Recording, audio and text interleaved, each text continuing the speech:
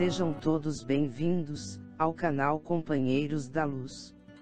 Leitura do livro Nos Domínios da Mediunidade. Coleção A Vida no Mundo Espiritual, obra do Espírito André Luiz, por Chico Xavier. Iniciemos então a leitura do capítulo 15. Forças viciadas. Caía a noite.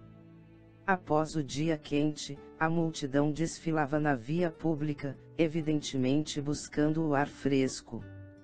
Dirigíamo-nos a outro templo espírita, em companhia de Aulus, segundo o nosso plano de trabalho, quando tivemos nossa atenção voltada para a enorme gritaria. 2 guardas arrastavam, de restaurante barato, um homem maduro em deploráveis condições de embriaguez.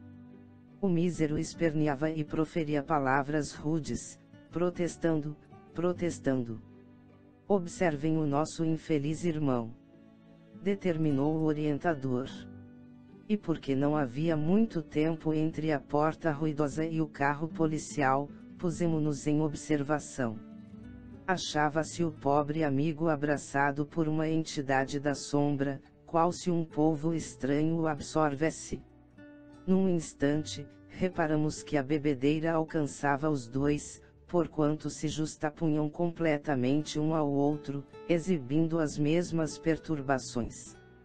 Em breves instantes, o veículo buzinou com pressa e não nos foi possível dilatar anotações. O quadro daria ensejo a valiosos apontamentos. Ante a alegação de Hilário, o assistente considerou que dispunhamos de tempo bastante para a colheita de alguns registros interessantes e convidou-nos a entrar. A casa de pasto regurgitava. Muita alegria, muita gente.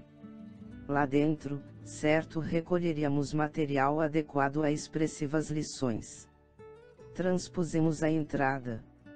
As emanações do ambiente produziam em nós indefinível mal-estar. Junto de fumantes e bebedores inveterados, criaturas desencarnadas de triste feição se demoravam expectantes. Algumas sorviam as baforadas de fumo arremessadas ao ar, ainda aquecidas pelo calor dos pulmões que as expulsavam, nisso encontrando alegria e alimento. Outras aspiravam o hálito de alcoólatras impenitentes. Indicando-as, informou o orientador. Muitos de nossos irmãos, que já se desvencilharam do vaso carnal, se apegam com tamanho desvario às sensações da experiência física, que se cozem aqueles nossos amigos terrestres, temporariamente desequilibrados nos desagradáveis costumes, porque se deixam influenciar. Mas por que mergulhar dessa forma, em prazeres dessa espécie? Hilário, disse o assistente bondoso, o que a vida começou a morte continua.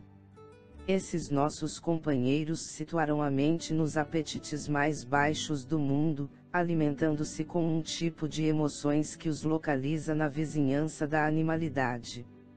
Não obstante haverem frequentado santuários religiosos, não se preocuparam em atender aos princípios da fé que abraçaram, acreditando que a existência devia ser para eles o culto de satisfações menos dignas, com a exaltação dos mais astuciosos e dos mais fortes. O chamamento da morte encontrou-os na esfera de impressões delituosas e escuras, e como é da lei que cada alma receba da vida de conformidade com aquilo que dá, não encontram interesse senão nos lugares onde podem nutrir as ilusões que lhes são peculiares, porquanto, na posição em que se vêem, temem a verdade e abominam-na, procedendo como a coruja que foge à luz. Meu colega fez um gesto de piedade e indagou. Entretanto, como se transformarão? Chegará o dia em que a própria natureza lhes esvaziará o cálice, respondeu Aulus, convicto. Há 1000 processos de reajuste, no universo infinito em que se cumprem os desígnios do Senhor, chamem-se eles aflição, desencanto, cansaço, tédio, sofrimento, cárcere. Contudo ponderei, Tudo indica que esses espíritos infortunados não se enfastiarão tão cedo da loucura em que se comprazem. Concordo plenamente, redarguiu o instrutor. Todavia, quando não se fatiguem, a lei poderá conduzi-los à prisão regeneradora. Como? A pergunta de Hilário ecoou, cristalina, e o assistente deu-se pressa em explicar. Há dolorosas reencarnações que significam tremenda luta expiatória para as almas necrosadas no vício. Temos, por exemplo, o mongolismo, a hidrocefalia, a paralisia, a cegueira, a epilepsia secundária, o idiotismo, o aleijão de nascença e muitos outros recursos, angustiosos embora, mas necessários, e que podem funcionar, em benefício da mente desequilibrada, desde o berço, em plena fase infantil. Na maioria das vezes, semelhantes processos de cura prodigalizam bons resultados pelas provações obrigatórias que oferecem. No entanto, comentei, e se os nossos irmãos encarnados, visivelmente confiados à devassidão, resolvessem reconsiderar o próprio caminho? Se voltassem à regularidade, através da renovação mental com alicerces no bem. Isso seria ganhar tempo, recuperando a si mesmos e amparando com segurança os amigos desencarnados. Usando a alavanca da vontade, atingimos a realização de verdadeiros milagres. Entretanto, para isso, precisariam despender esforço heróico. Observando os beberrões, cujas taças eram partilhadas pelos sócios que lhes eram invisíveis, Hilário recordou. Ontem, visitamos um templo, em que desencarnados sofredores se exprimiam por intermédio de criaturas necessitadas de auxílio, e ali estudamos algo sobre mediunidade. Aqui, vemos entidades viciosas valendo-se de pessoas que com elas se afinam numa perfeita comunhão de forças inferiores. Aqui, tanto quanto lá, seria lícito ver a mediunidade em ação. Sem qualquer dúvida, confirmou o orientador, recursos psíquicos, nesse ou naquele grau de desenvolvimento, são peculiares a todos, tanto quanto o poder de locomoção ou a faculdade de respirar, constituindo forças que o espírito encarnado ou desencarnado pode empregar no bem ou no mal de si mesmo. Ser médium não quer dizer que a alma esteja agraciada por privilégios ou conquistas feitas.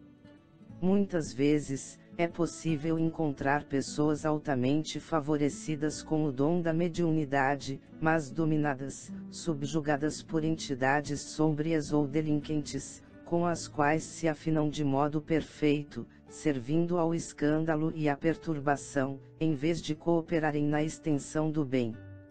Por isso é que não basta a mediunidade para a concretização dos serviços que nos competem.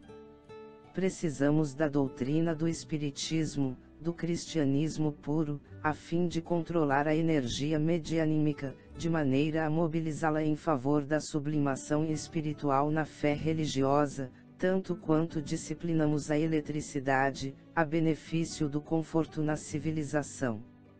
Nisso, Aulus relanceou o olhar pelos aposentos reservados mais próximos, qual se já os conhecesse, e fixando certa porta, convidou-nos a atravessá-la. Seguimos-lo, ombro a ombro. Em mesa altamente provida com fino conhaque, um rapaz, fumando com volúpia e sob o domínio de uma entidade digna de compaixão, pelo aspecto repelente em que se mostrava, escrevia. Estudemos, recomendou o orientador. O cérebro do moço embebia-se em substância escura e pastosa que escorria das mãos do triste companheiro que o enlaçava. Via-se-lhes a absoluta associação na autoria dos caracteres escritos. A dupla em trabalho não nos registrou a presença. Neste instante anunciou Aulus, atencioso, nosso irmão desconhecido é hábil médium psicógrafo. Tem as células do pensamento integralmente controladas pelo infeliz cultivador de crueldade sob a nossa vista. imanta-se-lhe a imaginação e lhe assimila as ideias, atendendo-lhe aos propósitos escusos, através dos princípios da indução magnética, de vez que o rapaz, desejando produzir páginas escabrosas, encontrou quem lhe fortaleça a mente e o ajude nesse ofício. Imprimindo a voz significativa expressão, ajuntou: encontramos sempre o que procuramos ser. Fim da breve pausa que nos compeliu à reflexão, Hilário recomeçou. Todavia, será ele um médium na acepção real do termo. Será peça ativa em agrupamento espírita comum. Não está sob qualquer disciplina espiritualizante. É um moço de inteligência vivaz sem maior experiência da vida, manejado por entidades perturbadoras. Após inclinar-se alguns momentos sobre os dois, o instrutor elucidou com benevolência. Entre as excitações do álcool e do fumo que saboreiam juntos, pretendem provocar uma reportagem perniciosa, envolvendo uma família em duras aflições. Houve um homicídio, a cuja margem aparece a influência de certa jovem, aliada às múltiplas causas em que se formou o deplorável acontecimento. O rapaz que observamos, amigo de operoso lidador da imprensa, é de si mesmo dado à malícia, e, com a antena mental ligada para os ângulos mais desagradáveis do problema, ao atender um pedido de colaboração do cronista que lhe é companheiro, encontrou, no caso de que hoje se encarrega, o concurso de ferrenho e viciado perseguidor da menina em foco, interessado em exagerar-lhe a participação na ocorrência, com o fim de martelar-lhe a mente apreensiva e arrojá-la aos abusos da mocidade. Mas como? Indagou Hilário, espantadiço. O jornalista, de posse do comentário calunioso, será o veículo de informações tendenciosas ao público. A moça ver-se-á, de um instante para outro, exposta às mais desapiedadas apreciações, e de certo se perturbará, sobremaneira, de vez que não se acompliciou com o mal, na forma em que se lhe define a colaboração no crime. O obsessor, usando calculadamente o rapaz com quem se afina, pretende alcançar o noticiário de sensação, para deprimir a vida moral dela, e com isso, amolecer-lhe o caráter, trazendo-a, se possível, ao pântano vicioso em que ele jaz. E conseguirá? Insistiu meu colega, assombrado. Quem sabe? E algo triste, o orientador acrescentou. Naturalmente a jovem teria escolhido o gênero de provações que atravessa, dispondo-se a lutar com valor, contra as tentações. E se não puder combater com a força precisa? Será mais justo dizer se não quiser, porque a lei não nos confia problemas de trabalho superiores à nossa capacidade de solução. Assim pois, caso não delibere guerrear a influência destrutiva, demorar-se-á por muito tempo nas perturbações a que já se encontra ligada em princípio. Tudo isso porque? A pergunta de Hilário pairou no ar por aflitiva interrogação, todavia, Aulus acerenou-nos o ânimo, elucidando. Indiscutivelmente, a jovem e o infeliz que a persegue estão unidos um ao outro, desde muito tempo. Terão estado juntos nas regiões inferiores da vida espiritual, antes da reencarnação com que a menina presentemente vem sendo beneficiada.